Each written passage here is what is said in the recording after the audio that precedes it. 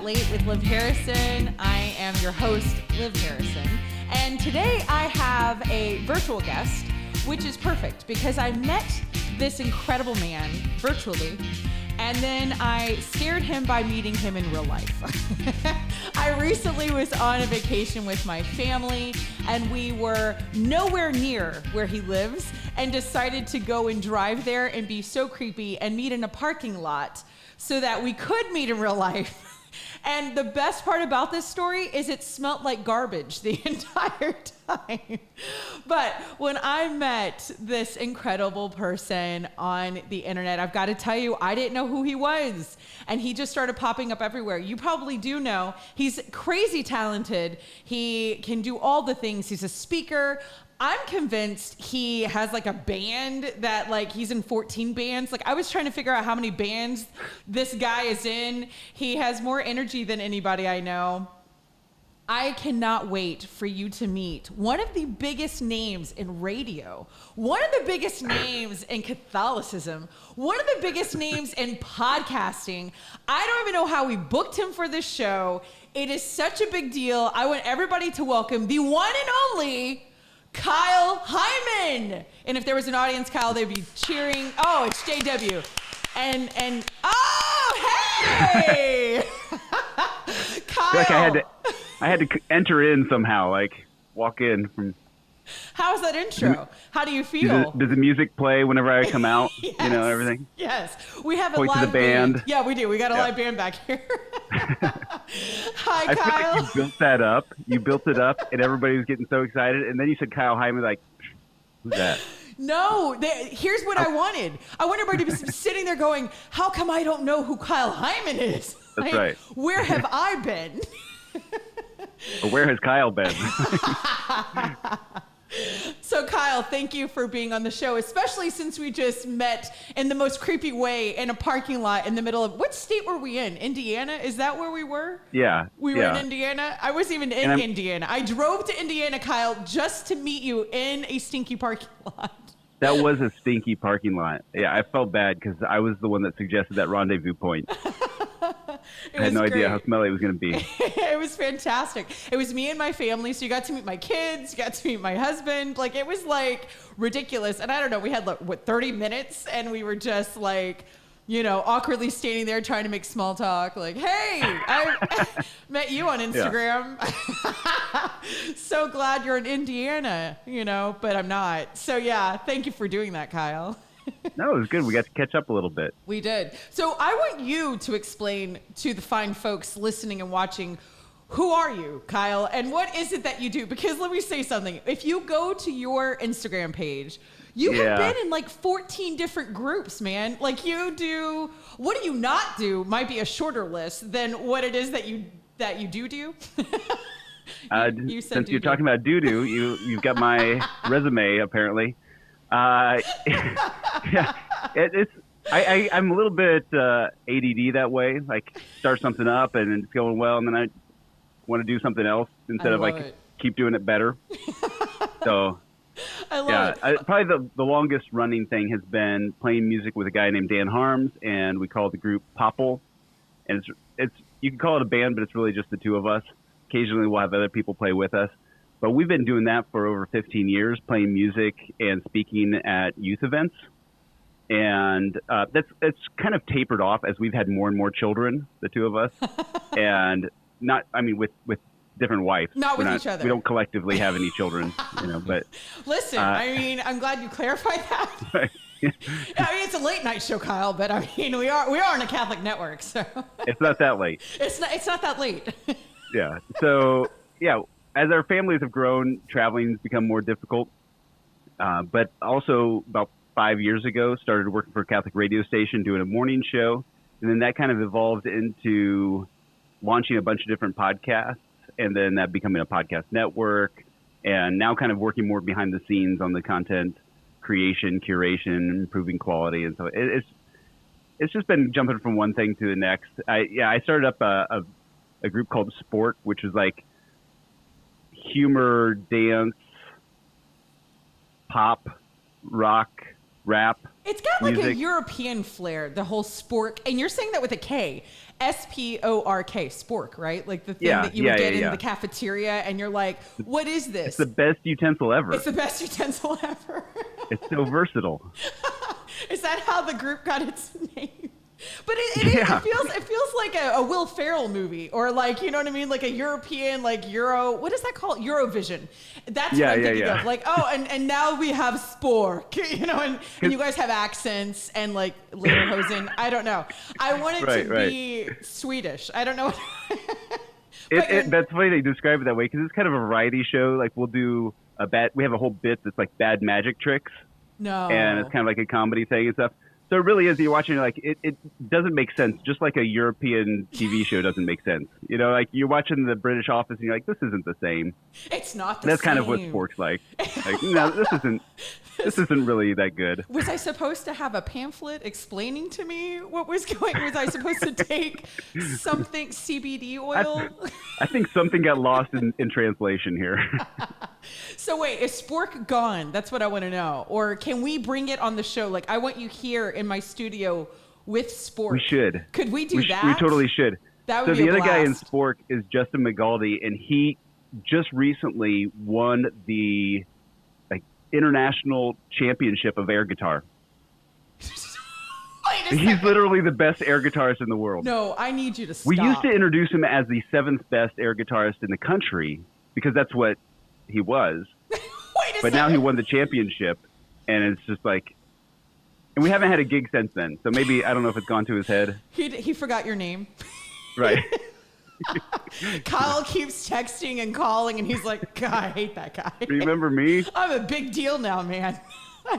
Remember me, the 487 millionth best air guitarist in Indiana?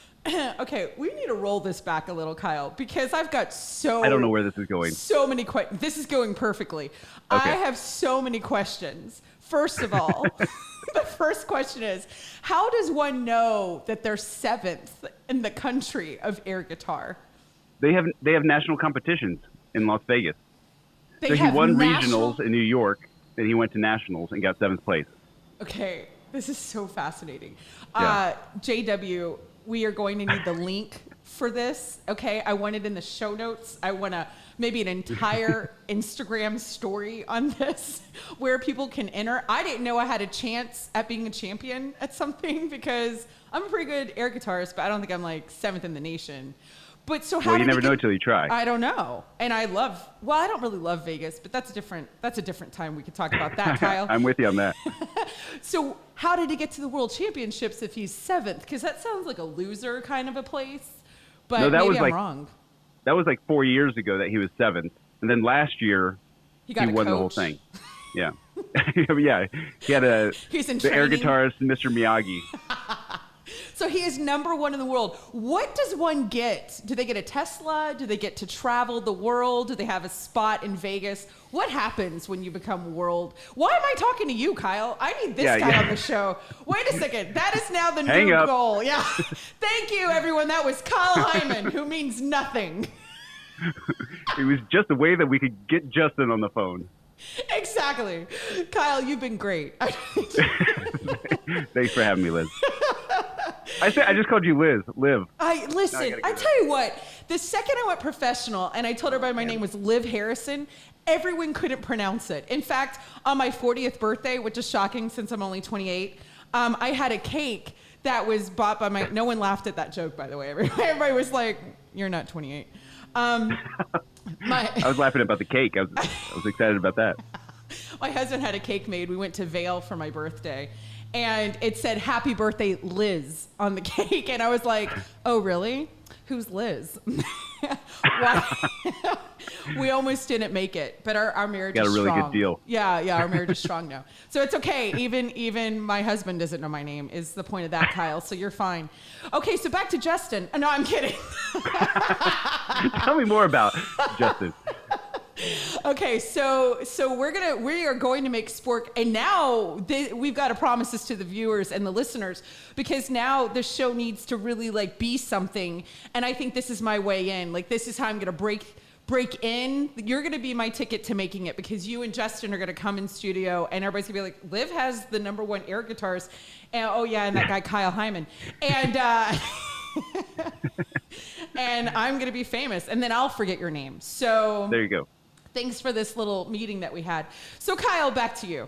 I do want to ask something, because I keep seeing things whenever I see you, I think of a ukulele. Am I wrong in that? Oh, I've got lots thought? of ukuleles. Yeah. What is that about? Are you part of like the island community? Like, I don't know your backstory, Kyle, because for me, I see a guy from Indiana and I think ukulele, but maybe I'm wrong and maybe you're Samoan. I don't know. Right. Where does a white kid from Indiana, which I'm just assuming you're from, but maybe you're from someplace else, pick up the ukulele? I'm ready to hear this story, Kyle. So Dan and I started up Popple, and we were both playing guitar at the time.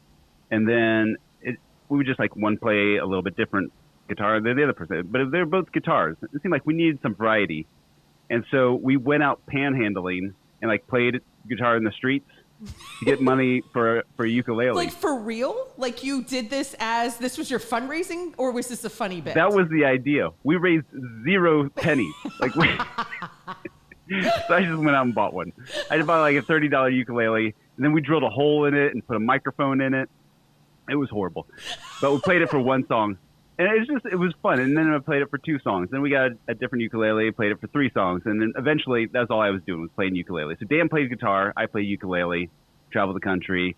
It's so much easier to fit on airplanes. That's true. It's easier to travel with. Yeah, I actually feel bad for Dan to have to lug around this huge guitar when I'm just like, get this little ukulele. And everybody thinks I'm real sophisticated. They think it's a violin case. Like, oh, you play the violin. Like, no. No, you say yes. Ukulele. You say, I am part of the Boston Orchestra. Right, like, you right. just own it. They don't know you. You're on an airplane. Like, you can be anything you want. You could be the air guitarist of the world. Your name is Justin. In which case, the case is just empty. Right, exactly. I just carry around an empty case. You open it and you say, guess what I play. Yeah. So, but you sell, I think you sell like clear ukuleles. Am I wrong? Or like? Oh yeah, we did that. Yeah, okay. We got like a dozen of them for like decorating our booth. Yeah. What booth for what though? Yeah. For like the National Catholic Youth Conference, we'd sit up there. Sell, get the children's money. I see what kind of person you are, Kyle. Yeah. You're like, how can I exploit the youth? They have tons of money, those kids. They're not paying for insurance. They should buy clear ukuleles. You are a business guru, is what I'm getting out of this. Okay, everyone's gonna hire Kyle as their business manager. The dough is rolling in. Yeah, if you need merch, let me know. So wait, did you have these made, or did you just? No. Where do you get a clear? Like, is that an Oriental trading type of product? Can Basically, I get 12 of those for $10? Probably, yeah. I love it. Okay, so but now are you good on the ukulele, or is it just kind of a funny thing? Like, can you actually play it? Now you got me thinking, like, we should have an Oriental. You and I can start a band, because I need another one. Yeah. And we could be like the Oriental Trading Company band, where all we play is instruments from the Oriental Trading Company. Oh my gosh, I'm so in. JW got really excited, and he said he wants to be in. That's not true at all. We should. Yeah, he'll play the slide flute. Yeah. JW, are you in? Yeah, count me in. Okay, see, I've been trying to make him Questlove, so this is your chance. Okay? Yeah. Well, he needs some percussion, a little egg shaker. It can be his Questlove. Like, whenever you say something, he just egg shaker. Now you're my music director. This is great. Kyle is like basically writing the show. This is, man, I'm glad we had you on early, and this is it. And thanks to everybody. This is our series finale. And you had all these killer ideas, man. That's like, good thing you're coming in early. Justin, we got the egg shaker, the Oriental Trading Company band. I'm basically writing you a check right now, Kyle, because you're getting 10% of whatever I'm making, which is pretty much what's in your air guitar case. That's right. Okay, so back to you. Let's talk about radio, because you started that in 2016 is when you went to the air? Yeah, probably about that. We were doing a morning show 5 days a week. What is it called? The morning show? The Kyle Heimann Show. Hey! Yeah. And what is it? Is it like traffic and weather? Like, is it just for the Indiana area? Like, what? Can I listen to it? What does this mean, Kyle? It was a local show, and all of the stuff is available at kyleheimann.com as a podcast if you like to listen to past episodes. Kind of over time, we found different things. Like I would do a thing with a priest where we'd sit down and do 4 episodes. We call Flavor of the Week. We'd sit down with a priest, and in 4 weeks, we did 4 different, something food related. So it'd be like 4 different donuts or 4 different coffees or dark chocolate or wine or whatever. And they would try these different things, and we would just talk about their vocation. The first one was always their vocation story. Like, how did you end up being a priest? And then the other 3 were just what's unique about this priest? Like, what are his hobbies? What does he enjoy doing? Like, what's his favorite homily he's ever given or whatever? All while we're like sampling different salsas or whatever. That's fantastic. And so, wait, and this was on the morning show? This was on the Kyle Heimann show? Yeah, so it's just a way to get to know our priest, have some fun. The past ones. Yeah. Okay. Yeah. I did a thing with a doctor, and then that turned into its own show called Dr. Doctor, which is available about like Catholic medical ethics and stuff. So a lot of these shows just ended up spinning off into their own thing. We did a Catholic art history show with the local like history or the art museum people, and just Kyle. different things, fun. And then you're just standard like interview authors with a new book that comes out. And but wait, does the show still exist? You were on as a guest we did Catholic Games. We did Catholic Games. Yeah. And I was horrible. I can't remember what the game we played was. We did geography, Kyle. Of course you remember. That's right, because you travel around so much. Yeah, because I travel so much. I've been to all 50 states and I know nothing. Right. And so we thought that'd be funny. And I mean, listen, I'm a hot blonde inside, Kyle. So I just wanted to prove my intelligence in that everyone's like, she doesn't look blonde. It's a joke, everybody. Okay, I'm a trophy wife, and that means I'm hot and brilliant, obviously. Again, everyone's like, she's a trophy wife? No, guys, these are jokes. So if I had a studio audience, they'd be dying right now. They'd be so laughing. It would be like, guys, calm down. Like, we're doing a show, okay? Like, that's kind of how funny that was. Anyway, but just the canned laughter. We do have a laugh track. JW doesn't like to encourage me. He wants me not to. He's like my parents. He wants me not to think I'm funny. So we need to have a camera. Bring it down a notch. Yeah, exactly. We need to have a camera on him all the time. I told him my entire goal in life is to get him to laugh because it's not an easy laugh. He makes me work hard for these laughs. I pay big money. That's what you need, a sidekick with a generous laugh. Oh, so we got to get rid of JW. It's not me. I'm gone. Well, or just she's like, thank not, God. Not making the cut over cheer here. him up. He's so happy you said that. He's like, I have an out. Yeah. Or maybe you just need to get him some beverages before the show or something. I mean, I'm mimosas, right? We can, because we usually film, at different times of the day, but there's always a reason, right? Like, the Italians, I think they have reasons all the time. I'm Italian, so we can just make up like, oh, it's good morning mimosa, and it's good afternoon margarita, because we're here in Texas. I think that's a good idea. We're just going to you look really her up departed JW. from that Italian thing pretty quickly there. I didn't listen. I was trying to prove how bad I am at geography. I was so bad on your show. It was really embarrassing. It was a fun show though. So wait, is that what I was on? I was on your morning show? I was on the Kyle Heimann morning show?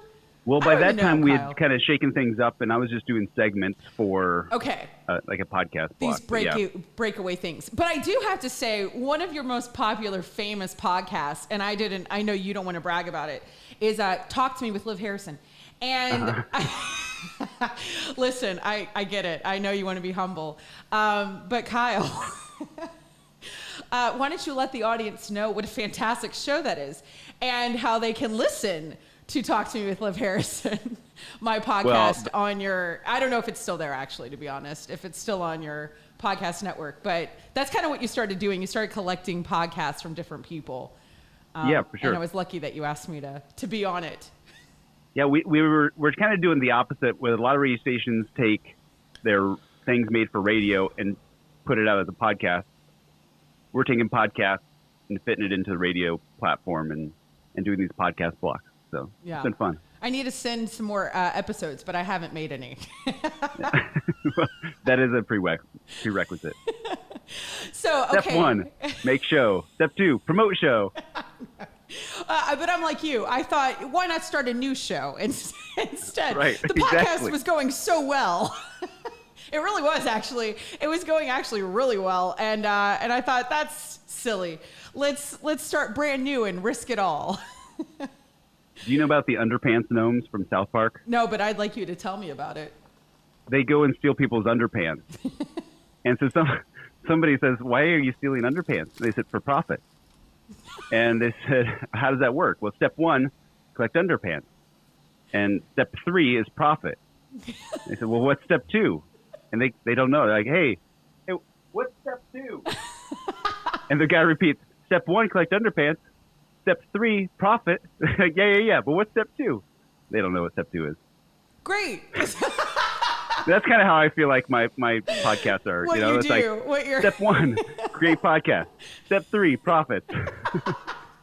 What's in between Never figured that? out how We to have get no there. idea. We have no clue. Guys, we're all professionals. We're doing really, really well. Kyle lives in a mansion and drives a Lamborghini because he got to step 3. Yeah, you saw it. It's a minivan, but we call it the Lambo. You did show up in the stinky parking lot in a minivan, and it was awesome. I just shared some things with you that I do that a lot of people don't know about. I sent you a tape of my stand-up. Oh, yeah. And nobody knows that I'm working on comedy right now. I'm working in New York. And Kyle, you're my only friend that has asked to see it. A lot of people know that I did this stand-up comedy and that you could virtually watch it, but yet you're the only one who kept asking to watch it. Yeah. And you just watched it, and I got to know, it's not Catholic, is it? And it's PG-13-ish. Yeah. I would say it's a safe assessment. Yeah. But very funny. Thank you. So here's what I want to know. What do you do that we don't know? What's a little something about Kyle, a little side hustle that nobody knows is happening, that you haven't published, that isn't out there, that would be interesting for us to know about you? That's funny because I feel like we mentioned pretty much everything. But Make up something, Kyle. so I wrote a book. A publisher asked me to pitch a book. Mm-hmm. And so I won't say the publisher's name, but Because you don't want to promote the book? You don't want to do step 2? No, well, back up here. So I start writing this outline for a book, and they want an outline and a first chapter or 2, I forget. And I started thinking I don't want to commit to writing a book that I can't finish. Just because I have an outline, if I can't actually fill that out, I don't know if I could actually do it. So I decided to write the whole book and submit that. Okay. And if they liked it, great. And if not, then at least we don't have a contract for something and have a garbage book. And so I submitted to them, and they said, we love this. We think this should exist, but it doesn't really fit what we're doing. So I hope you continue pursuing this. I was like, okay, that's a that was nice way to say it. This is horrible. And so then I worked on it a little bit, and I pitched it to another publisher. They're like, it's got potential. Maybe try switching these 2 chapters around or something like that. I don't know. So I've got this book that every couple of years I work on it. And it's called, well, the working title at least is Vending Machines Kill More People Than Sharks. Truth You Can Handle. So I'm shocked it hasn't been made. It's a bestseller. But it's going to happen here on the show. Yeah. This is now your ticket. People want this book. You want to launch your own publishing company? Can we do this? No, I'm just going to help. People are going to be like, I got to have Kyle. We're going to do a Kickstarter, or I don't know. Okay. Yeah, it's not going to be a thing. Everyone wants this book now. I just claimed it. Listen. Maybe if I make it a 13-cent ebook or something like that. Yeah, somebody will buy it. I love it. Kyle, I want you to come back. We're going to play a game and finish up a little bit of our conversation because we can't end with you writing books about vending machines and sharks. We want a little bit of a book that doesn't exist. A little bit of a teaser for people to come back. So don't go anywhere because we're going to be back with Kyle Heimann, the most famous guy you don't know.